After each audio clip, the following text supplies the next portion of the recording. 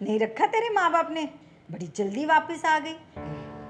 कह के तो ये गई थी कि कभी वापस नहीं आएगी। क्या लेने आई है अब यहाँ? मेरा सामान। सारा सामान ले तो गई थी, अब तेरा कौन सा सामान रहता है यहाँ? वो सारा खराब सामान मम्मी जी, जो मेरे पापा ने दहेज में आप लोगों को दिया था। एक भी चीज ढंग की नहीं दी तेरे माँ बाप ने। ये मिक्सी देख ले, ग्राइंड ही नहीं करती। क्या फायदा ऐसा कबाड़ देने का? इससे बढ़िया तो इंसान मना कर दे कि नहीं दे सकते। सारा सामान भी कबाड़ दिया और बेटी भी।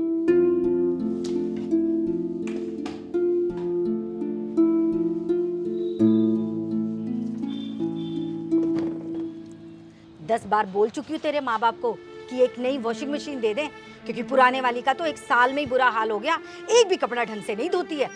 मम्मी जी मैं तो रोज़ धोती हूँ और सब सही से ही धुलता है। फिर भी अगर आपको लग रहा है कि सही से नहीं धुल रहे तो मैं हाथ से वॉश कर दूंगी। कहा भी था एक बार में ही अच्छा सामान दे दो, पर नहीं, इन्हें तो हर जगह पैसे की कंजूसी करनी थी। अरे माँ, आप ये नीचे बैठ के खाना क्यों खा रही हो? ऊपर सोफे पे बैठ के खाओ ना। अरे बैठने लायक है ये सोफे? एकदम 3rd क्लास सोफे हैं। 5 मिनट बैठो तो कमर टूट जाती है। पता नहीं भाई इसके माँ बाप को हमसे क्या ही दुश्मनी थी। चुन चुन के ऐसी चीज दी है जो दुनिया में कोई ना खरीदे। मम्मी जी अब हर छोटी छोटी चीज़ों में मेरे पापा को बीच में क्यों ले आती हैं? अब जब उन्होंने सामान दिया है तो उन्हें ही कोसूंगी ना। मम्मी मेरे पापा से उस टाइम जितना हो सकता था ना उन्होंने उतना किया है। दहेज लेना कोई ज़रूरी था क्या? देखा, देख कैसी जुबान लड़ा रही है मुझसे। भैया तमीज से बात कर माँ से। मैंने क्या बदतमीजी की है उनके साथ? वो रोज़ मेरे सामने मेरे पापा को बुरा भला बोलती रहती हैं। तब तुम्हें याद नहीं आता कि मेरे पापा की भी कोई रेपुटेशन है, उनकी भी कोई इज्जत है। तब तो तुम्हारी जुबान नहीं खुलती। प्रिया, हद में रह अपनी। मुझे इस घर में रहना ही नहीं है जहाँ ना मेरी इज्जत है ना मेरे माँ बाप की। तो जा फिर।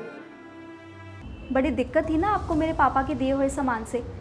वॉशिंग मशीन ने तो कभी कपड़े ढंग से नहीं धोए, ये सोफे पे बैठने लायक नहीं है, और वो मिक्सी उसने तो कभी ठीक ढंग से काम ही नहीं किया था। मैं वो सारा सामान ले जाऊंगी और जाने से पहले आपका सारा घर वैसे करके जाऊंगी जो मेरी शादी से पहले था, खाली का खाली।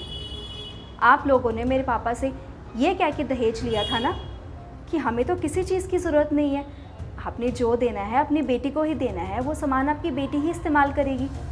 पर अब जब इस घर में उनकी बेटी ही नहीं रहेगी तो सामान का यहाँ क्या काम? सामान भी तो वहीं जाएगा ना जहाँ बेटी जाएगी। भैया उठा लो ये सारा सामान।